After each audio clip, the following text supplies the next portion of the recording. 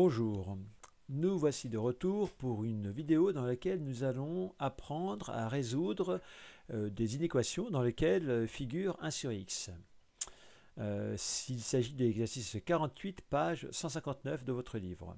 Alors, nous allons ensemble résoudre la première inéquation et comme ça vous aurez un modèle pour résoudre les autres inéquations. Allez, c'est parti. Voici donc la première inéquation que j'ai recopiée. Et on vous demande de résoudre graphiquement. Alors, le mot graphiquement est très important, puisqu'on ne demande pas une solution algébrique, on ne demande pas une solution qui utilise des calculs. On demande que vous utilisiez un graphique. Évidemment, l'exercice est posé sans qu'on vous donne le graphique. Quel graphique va-t-on utiliser? Eh bien là, on voit qu'il s'agit de la fonction 1 sur x qui est en jeu dans cet exercice. La fonction 1 sur x, vous la connaissez. Elle est représentée sous vos yeux. Alors bien sûr, moi j'ai utilisé un grapheur informatique pour tracer cette fonction. Vous, comment faire sur un brouillon pour répondre à la question? Eh bien, vous devez être capable de tracer l'allure générale de la fonction 1 sur x, même si ce n'est pas aussi précis que ce que j'ai dessiné, ce n'est pas grave. On va voir que cela n'empêche pas de résoudre correctement l'inéquation. Alors, donc, nous avons ici la fonction 1 sur x. Ok. Le 4 qui figure à droite de l'inéquation, comment le représenter? En fait, on peut le représenter par une droite affine, y égale 4. Ce que nous allons faire maintenant, voilà, donc je vais tracer une droite qui vaut 4, enfin dont la valeur vaut 4 pour tous les x. Et finalement, le problème revient à chercher les valeurs de x.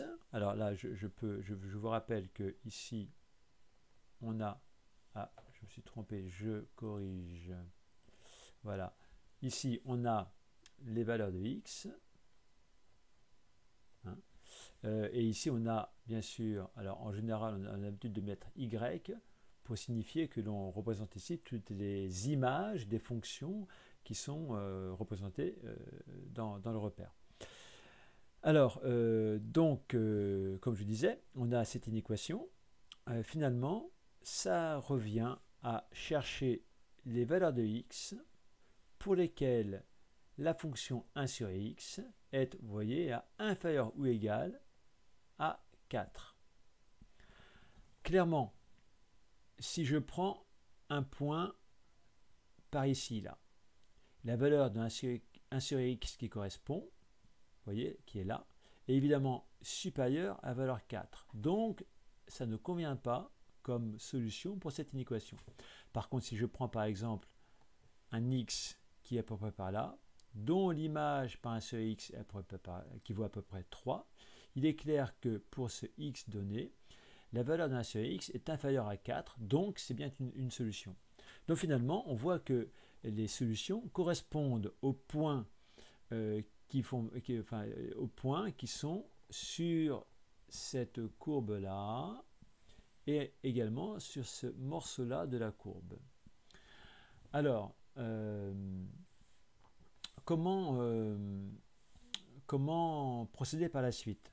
Alors, on voit qu'ici, l'intersection entre la courbe et la droite va jouer un rôle important puisque ça va délimiter les nombres qui font partie de nos solutions et ceux qui n'en font pas partie.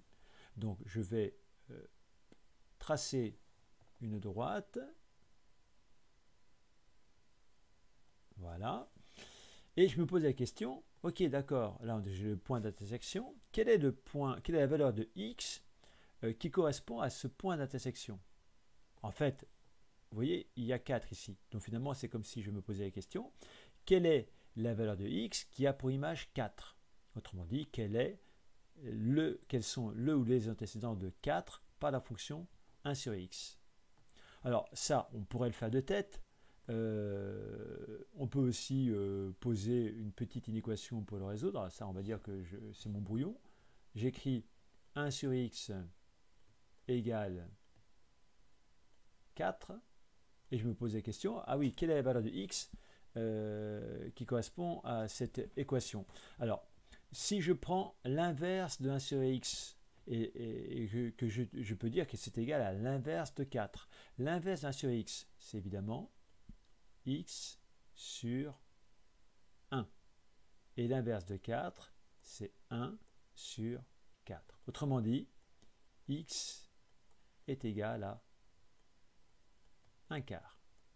Bon, je pourrais évidemment trouver ce nombre 1 quart sans écrire une équation. C'est d'ailleurs souhaitable en seconde qu'un élève sache que l'antécédent de 4 par la fonction 1 sur x est 1 quart. Bon, mais au pire, on peut toujours poser une équation. Donc vous voyez que le nombre que je peux écrire ici, c'est donc 1 quart. Voilà. Alors, j'ai presque fini. Qu'est-ce que j'ai dit tout à l'heure? J'ai dit les solutions, ce sont donc les valeurs de x qui correspondent au morceau de la courbe 1 sur x situé en dessous de cette droite-là. C'est-à-dire ce morceau-là et ce morceau-là. Donc, si je représente en vert les solutions sur l'axe des x, je peux dire que ça commence à 1 quart. Alors, 1 quart fait partie des solutions, puisque 1 quart, quand je le remplace ici, 1 divisé par 1 quart, j'obtiens 4. 4 est bien inférieur ou égal à 4, donc c'est une solution. Donc, je vais voilà, faire un crochet ouvert, un crochet fermé, pardon, et dire voilà, là j'ai déjà tout cet ensemble-là de 1 quart jusqu'à plus l'infini qui est solution de mon inéquation. De l'autre côté, eh bien, on voit qu'il s'agit de ce morceau-là. Alors, dans notre cours, on sait que, d'après notre cours, on sait que ce morceau-là, là, il descend indéfiniment en se rapprochant de plus en plus de la valeur 0, mais sans jamais l'atteindre. C'est-à-dire qu'on va pouvoir dire que en fait, toutes les valeurs jusqu'à 0 non compris. Ah, petit problème.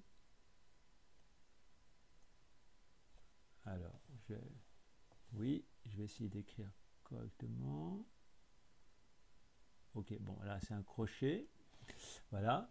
Et donc de l'autre côté, donc toutes les valeurs qui sont inférieures strictement à 0 jusqu'à moins l'infini sont également solutions de mon problème. Ok, en résumé, quelles sont les solutions de mon inéquation? Eh bien, il s'agit de tout ce qui est représenté en vert, c'est-à-dire, en fait, alors il y a deux intervalles, on va les réunir avec le symbole union quand on va écrire les solutions. Plus précisément, donc le premier intervalle, vous voyez, il part de moins l'infini jusqu'à 0 non compris. Donc on va l'écrire. Ah, je reprends le stylo, voilà. Il va s'écrire, donc, hop, hop. Je recommence. Voilà. Il va s'écrire donc moins l'infini, point virgule, jusqu'à 0, donc non compris, union. Donc là, le deuxième intervalle commence à 1 quart. 1 quart fait partie de l'intervalle jusqu'à plus infini. Donc on va l'écrire. Voilà. Union, l'intervalle 1 quart, point virgule, plus l'infini. Voilà. Donc finalement, les solutions de notre inéquation, c'est tous les nombres qui font partie de l'ensemble, moins l'infini 0, non compris, union 1 quart plus l'infini. Voilà. Alors, vous êtes dans ce modèle, vous devez être capable de résoudre les autres inéquations de l'exercice. Bon courage!